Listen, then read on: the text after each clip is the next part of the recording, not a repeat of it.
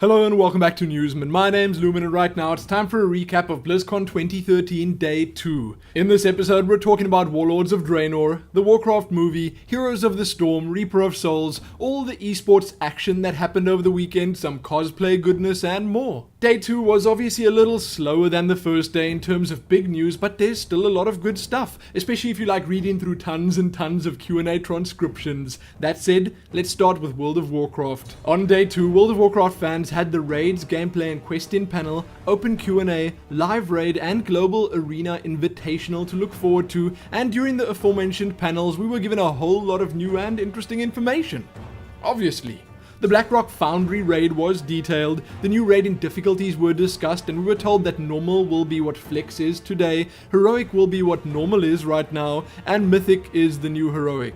Mythic raids will be 20 man, all difficulty levels except for Mythic will be cross-realm on release, quest chains that are important and have important lore and story will be indicated with an icon, there'll be more optional content and less quest hubs that have to be unlocked by another quest chain first, treasures will be hidden down paths that quests don't send you down, they'll also have a small amount of story to go with them, quests will have a chance to give you rare or epic rewards, the world will be more dynamic and less predictable than before, there will be few or no daily quests at level 100, there will be more other varied max level content than ever before. Garrisons are placed in predetermined positions in selected zones, the town hall is your main point of interaction and is automatically placed in the garrison, the rest can be fully customized by you. Managing your followers will be an important part of garrisons, some upgrades or building types can be purchased, but some are blueprints that you find in the world. They can be either faction rewards, quest rewards, random world drops, or found in other ways.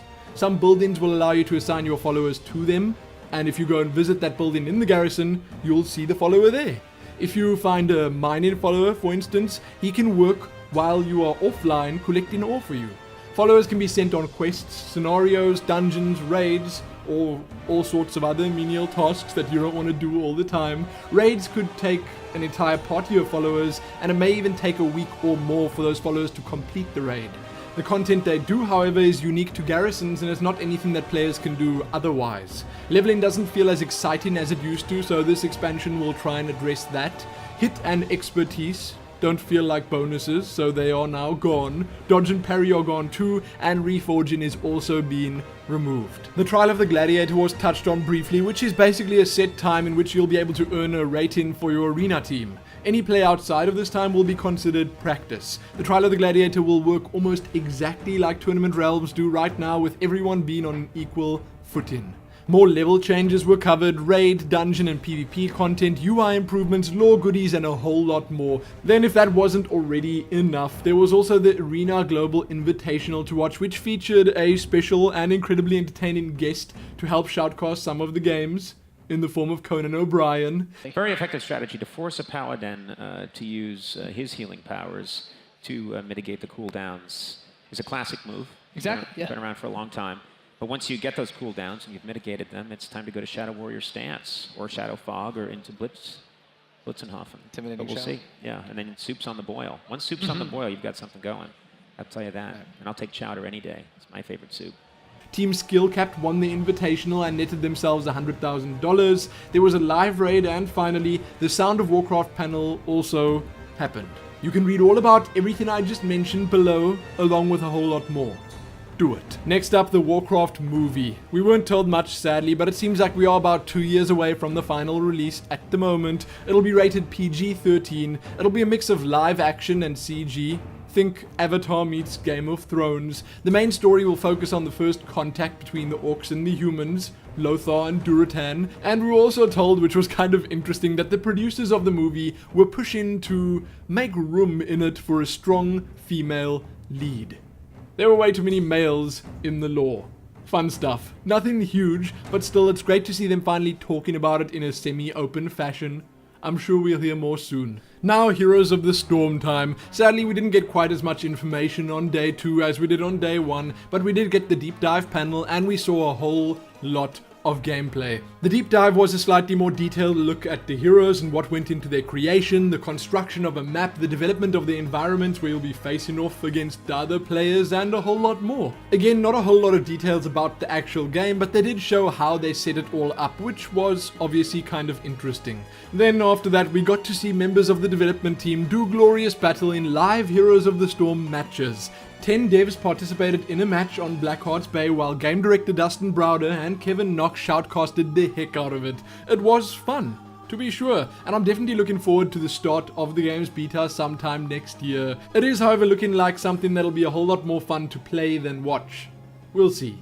Reaper of Souls is next up, and in terms of news, much like Day 1, Day 2 was a little light on new details. The panels were gameplay systems and the Crusader, and the open Q&A. So what did we hear then? Well, the Crusader was created to balance against Malthael, and it's not meant to be the Paladin 2.0. Blizzard wanted a Paladin, but they wanted a darker version of it.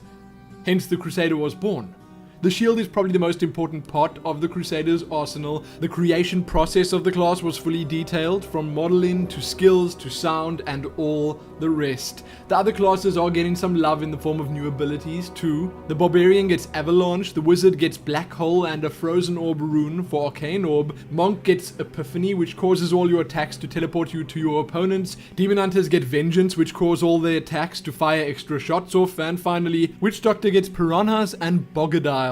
The Mystic was brought up briefly. She transmogrifies and enchants items, smart drops, loot 2.0, and a whole lot of other much more fun sounding systems were covered. All legendaries are being revamped, PvP is still being considered and brought up on a daily basis in the Diablo offices, but they don't have anything concrete to share at the moment.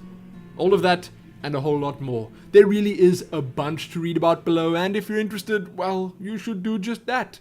Read about it. Now, while there wasn't anything big on Day 2 for Hearthstone or Starcraft II, we did get to enjoy the Innkeepers Invitational and the World Championship Series finals. The Innkeepers Invitational was, as expected, kind of exciting. Total Biscuit and Kevin Knock did an amazing job at shoutcasting the event, and as you can see on your screens right now, Artosis claimed the #1 spot. The quarterfinal players were Rekful, Kriparian, Trump, and Artosis. Krip took Rekful down with a 3-0, Artosis beat Trump 3-1, and in the grand final, Artosis managed to scrape through to victory against Kriparian with a 3-2 score. Great stuff, and the full VODs of the tournament can be found and watched below. Enjoy. On the StarCraft 2 side of things, the finals ended up being between Jaedong and SOS, with SOS taking them pretty convincingly, only losing one game to claim himself that $100,000 first place prize. Last up, Epic Cosplay You. This was a pretty fun panel set up by none other than our beloved Hearthstone community manager Zariah, and it was, obviously, all about cosplay. A couple of lovely ladies that were rather good at crafting costumes sat down and spilled the beans. They shared their inspirations, tricks of the trade, and valuable tips for both the costuming veteran and anyone just starting out and willing to learn more about the rewarding world of cosplay. I watched most of it, and I was actually kind of shocked by how much effort went into the creation of some of those slightly more intricate costumes. Crazy stuff. That is, however, sadly going to be it for this episode. There'll be a whole lot more BlizzCon related videos going up on the channel over the next couple of days. Worry not. But for now, you can just read more below, give this video a like, share it, subscribe if you haven't already, and most importantly, happy waiting for next year's BlizzCon. Happy that.